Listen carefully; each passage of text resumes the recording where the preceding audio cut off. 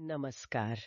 आज हम बात करेंगे एक ऐसे इन्वेस्टमेंट ऑप्शन की जो ग्रोथ, सेफ्टी और ट्रस्ट मतलब वृद्धि, सुरक्षा और भरोसे का एक अच्छा मेल ऑफर करता है। ये है LIC का इंडेक्स प्लस प्लान। ये उन लोगों के लिए डिजाइन किया गया है जो इंडिया की इकोनॉमिक प्रोग्रेस के साथ अपना पैसा ग्रो करना चाहते हैं, लेकिन हाँ, सेफ्टी को भी इम्पोर्टेंस देते हैं। और आगे बढ़ने से पहले एक छोटी सी गुजारिश, अगर आपको इस तरह की जानकारी और ऐसे ही ज्ञानवर्धक विषयों में रुचि है तो प्लीज हमारे चैनल को सब्सक्राइब करें, इस वीडियो को लाइक करें और हाँ, अपने दोस्तों और परिवार के साथ शेयर करना ना भूलें। बिल्कुल। देखिए, जब भी इन्वेस्टमेंट की बात आती है ना, तो एक आम दुविधा सी होती है लोगों में। उन्हें मार्केट से जुड़े रिटर्न्स तो चाहिए ताकि पैसा अच्छे से बढ़े, इन्फ्लेशन को बीट कर सके, पर साथ ही एक डर भी रहता है कि कहीं मार्केट गिर गया तो नुकसान ना हो जाए। हाँ, ये बैलेंसिंग एक्ट वाकई मुश्किल है। जो सेफ ऑप्शंस हैं जैसे FD वगैरह, इनमें रिस्क तो कम है पर रिटर्न्स भी उतने एक्साइटिंग नहीं लगते, खासकर महंगाई को देखते हुए। और दूसरी तरफ सीधा इक्विटी में जाएं तो हाई रिटर्न पोटेंशियल तो है, पर वो रिस्क वाली बात आ जाती है फिर से। एग्जैक्टली। और इसी गैप को भरने की कोशिश करते हैं ULIPs जैसे प्रोडक्ट्स। और LIC इंडेक्स प्लस भी एक ULIP है, यानी unit linked insurance plan. ULIP, अच्छा, मतलब इसमें इन्वेस्टमेंट और इंश्योरेंस ये दोनों कंपोनेंट होते हैं। करेक्ट। आप जो प्रीमियम देते हैं उसका एक हिस्सा इंश्योरेंस कवर के लिए जाता है और बाकी का हिस्सा मार्केट लिंक फंड्स में इन्वेस्ट होता है। और इसे लेकर आया है LIC, भारतीय जीवन बीमा निगम। 1956 से भारत के फाइनेंशियल लैंडस्केप का हिस्सा रहे हैं ये, तो जाहिर है उनकी मौजूदगी और इतने सालों का काम वो कई लोगों के लिए एक ट्रस्ट फैक्टर बन जाता है। ठीक है, तो इसमें पैसा लगता कहाँ है? आपने कहा मार्केट लिंक्ड फंड्स, इसका मतलब शेयर मार्केट? हाँ, इसमें जो पैसा है वो इंडिया की टॉप कंपनीज में इन्वेस्ट होता है।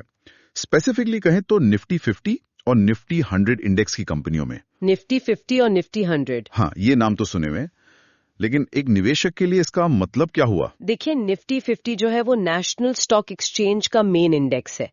इसमें भारत की 50 सबसे बड़ी, सबसे ज्यादा ट्रेड होने वाली कंपनियां शामिल हैं। एक तरह से कहें तो इकोनॉमी की दिग्गज कंपनियां। निफ्टी 100 में ऐसी 100 कंपनियां होती हैं।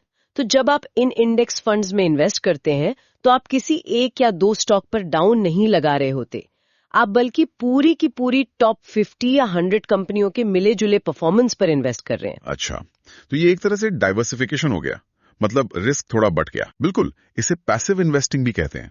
आप किसी फंड मैनेजर के स्टॉक चुनने के स्किल पर पूरी तरह डिपेंड करने के बजाय सीधे मार्केट के एवरेज परफॉर्मेंस को ट्रैक कर रहे हैं। और लॉन्ग टर्म में देखा गया है कि कई बार ये पैसिव इंडेक्स फंड्स जो हैं एक्टिव मैनेजमेंट वाले फंड्स को भी बीट कर जाते हैं। इसका एक कारण ये भी है कि इनमें चार्जेस कम हो सकते हैं। तो एक तरह से आप इंडिया की ग्रोथ स्टोरी में सीधे हिस्सेदार बन रहे हैं। जैसे जैसे देश की इकोनॉमी और ये टॉप कंपनियां ग्रो करेंगी, वैसे ही आपके इन्वेस्टमेंट की वैल्यू बढ़ने की संभावना रहेगी। ये तो दिलचस्प है। और इसमें निवेश शुरू कैसे कर सकते हैं? क्या कोई बहुत बड़ी रकम चाहिए होती है? नहीं, यही इसकी एक खासियत है। आप सिर्फ 2500 रुपए, हाँ, 2500 रुपए प्रति माह से सिस्टमैटिक इन्वेस्टमेंट शुरू कर सकते हैं। ये बिल्कुल एक SIP यानी सिस्टमैटिक इन्वेस्टमेंट प्लान की तरह काम करता है। अच्छा, यानी हर महीने एक फिक्स्ड अमाउंट इन्वेस्ट होता रहेगा अपने आप? हाँ, इससे एक तो डिसिप्लिन बनता है, रेगुलर सेविंग की आदत पड़ती है, और ये छोटी छोटी रकम भी लॉन्ग टर्म में कंपाउंडिंग की पावर से एक बड़ा कॉर्पस बना सकती हैं। अक्सर लोग सोचते हैं कि भाई बड़ी रकम होगी तभी इन्वेस्ट करेंगे, पर SIP का कॉन्सेप्ट यही है कि छोटी शुरुआत से भी बड़ा लक्ष्य हासिल किया जा सकता है।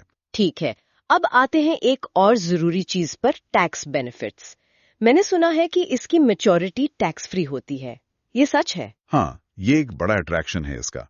इनकम टैक्स एक्ट के सेक्शन 1010D के तहत इस प्लान से जो मैच्योरिटी अमाउंट मिलती है वो पूरी तरह टैक्स फ्री होती है। इसमें एक शर्त है, वो ध्यान रखनी होगी, आपका सालाना प्रीमियम 2.5 लाख रुपए से ज्यादा नहीं होना चाहिए। अच्छा, अगर प्रीमियम उस लिमिट से ज्यादा है तो फिर मैच्योरिटी पर टैक्स लग सकता है। तो मतलब अगर किसी का सालाना प्रीमियम मान लीजिए 2 लाख रुपए है और मैच्योरिटी पर उन्हें 20 लाख रुपए मिलते हैं, तो वो पूरे 20 लाख बिना टैक्स दिए मिल जाएंगे? जी हाँ, उस केस में पूरा पैसा टैक्स फ्री होगा। ये उन कुछ चुनिंदा इन्वेस्टमेंट ऑप्शंस में से है जहां मैच्योरिटी पर टैक्स नहीं लगता। जो इसे फिक्स डिपॉजिट्स जहां ब्याज पर टैक्स लगता है या इक्विटी म्यूचुअल फंड्स जहां long term capital gains tax लगता है, उनसे इस मामले में अलग बनाता है। टैक्स फ्री रिटर्न का सीधा मतलब है आपकी एक्चुअल कमाई ज्यादा होती है। ये तो काफी फायदेमंद लगता है। आपने शुरू में कहा था कि ये यूलिप है, मतलब इन्वेस्टमेंट प्लस इंश्योरेंस। तो ये जो इंश्योरेंस वाला पहलू है, उसके बारे में थोड़ा और बताइए ना। जरूर। जब आप प्रीमियम देते हैं तो उसका एक हिस्सा आपके चुने हुए सम एश्योर्ड यानी बीमा राशि के लिए लाइफ इंश्योरेंस कवर प्रदान करता है। इसका मतलब यह हुआ कि अगर पॉलिसी टर्म के दौरान इन्वेस्टर के साथ भगवान न करे कोई अनहोनी हो जाती है तो उनके नॉमिनी को डेथ बेनिफिट मिलता है।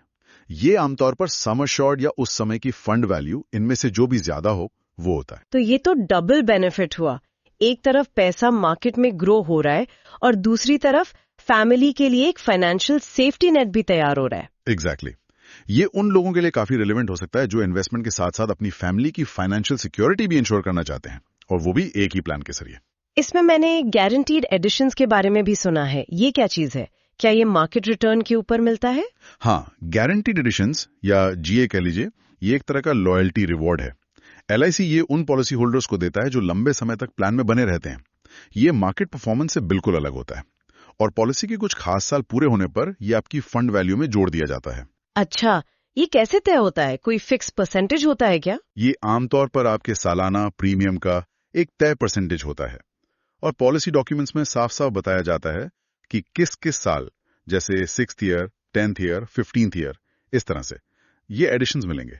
तो ये आपके फंड वैल्यू को एक बूस्ट देता है मार्केट रिटर्न के अलावा। तो ये लंबी अवधि तक टिके रहने का एक इंसेंटिव है, कह सकते हैं। ठीक है, अब बात करते हैं थोड़ी फ्लेक्सिबिलिटी और लिक्विडिटी की। मतलब क्या जरूरत पड़ने पर बीच में पैसा निकाल सकते हैं? हाँ, देखिए, इसमें फ्लेक्सिबिलिटी है। पहली बात तो ये कि आप शुरुआत में चुन सकते हैं कि आपका पैसा निफ्टी 50 फंड में लगे या निफ्टी 100 फंड में।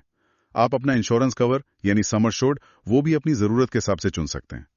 जहां तक लिक्विडिटी की बात है तो इसमें 5 साल का लॉक इन पीरियड होता है। 5 साल का लॉक इन, इसका क्या मतलब हुआ? इसका मतलब है कि आप पहले 5 साल तक इस प्लान से पैसा नहीं निकाल सकते। कुछ खास परिस्थितियां होती हैं जैसे मृत्यु, उनको छोड़कर। ये नियम असल में सभी यूलिप्स के लिए स्टैंडर्ड है और इसका मकसद यही है कि लोग इसे एक लॉन्ग टर्म इन्वेस्टमेंट की तरह देखें, शॉर्ट टर्म ट्रेडिंग टूल की तरह नहीं। ये डिसिप्लिन बनाए रखने में भी मदद करता है। लेकिन 5 साल के बाद तब निकाल सकते हैं? हाँ, 5 साल पूरे होने के बाद आप जरूरत पड़ने पर पार्शियल विड्रॉल कर सकते हैं, मतलब अपनी फंड वैल्यू का कुछ हिस्सा निकाल सकते हैं। ये सुविधा अचानक आई जरूरतों के लिए, जैसे बच्चों की पढ़ाई हो गई या कोई मेडिकल इमरजेंसी आ गई, उसके लिए मददगार हो सकती है। ठीक है, यूलिप्स के बारे में एक और बात सुनने में आती है, चार्जेस।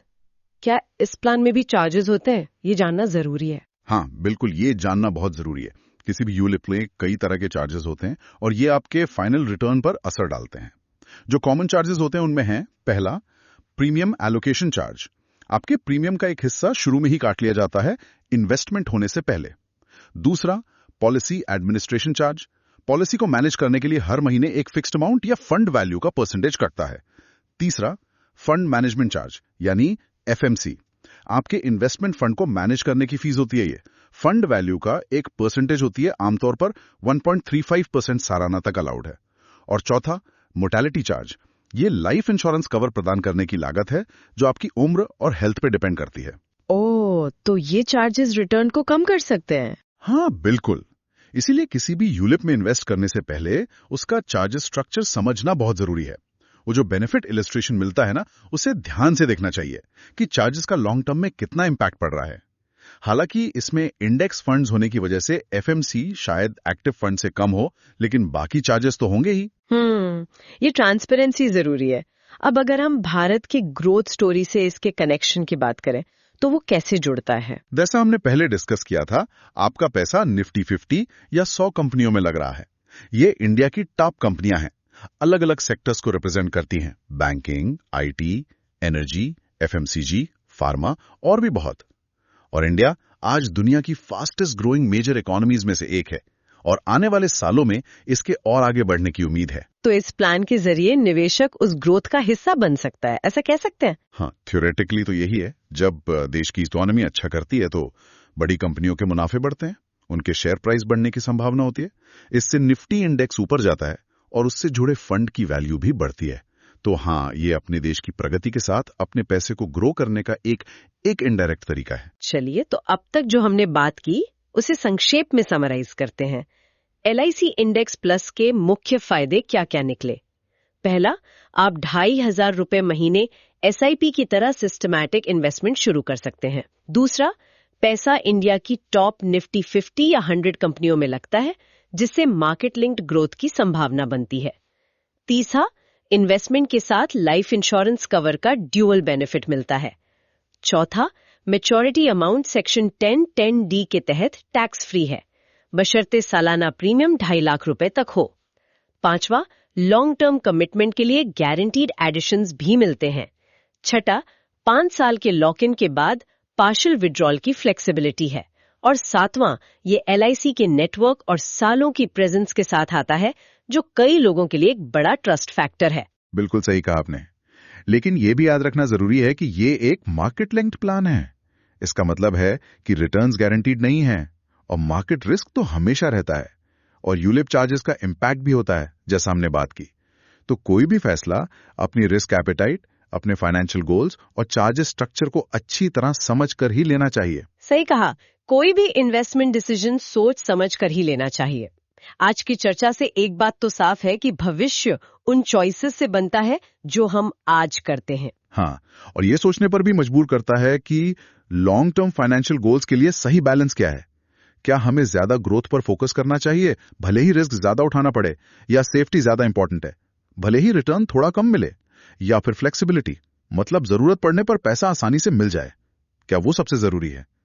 शायद इसका जवाब हर किसी के लिए अलग अलग होता है। बिल्कुल, और इसी बात पर हमारे लिसनर्स के लिए आज का सवाल है, जब आप लॉन्ग टर्म इन्वेस्टमेंट के बारे में सोचते हैं तो आपके लिए सबसे इंपॉर्टेंट फैक्टर क्या होता है?